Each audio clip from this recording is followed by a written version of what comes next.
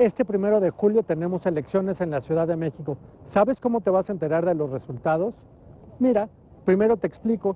La Ciudad de México es la entidad federativa que va a tener resultados más rápido en todo el país. ¿Cómo lo hacemos? El mismo domingo de la elección vamos a empezar a hacer el cómputo definitivo y oficial conforme se vayan recibiendo las casillas en las oficinas que tenemos en cada distrito. ¿Qué va a pasar? Consejeros distritales, que son ciudadanos que fueron seleccionados por sus méritos, estarán preparados ahí para que en presencia de los partidos políticos vayan sumando uno a uno los paquetes electorales que se reciban de las casillas.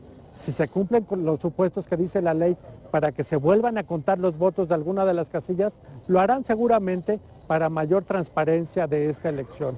¿No te quieres esperar hasta que terminen el cómputo oficial? Puedes recurrir al PREP.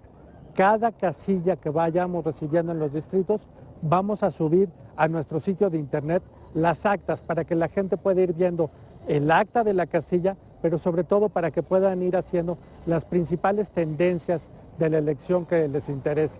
Ahora bien, ¿quieres tener una estimación estadística de cómo fue el resultado de tu elección?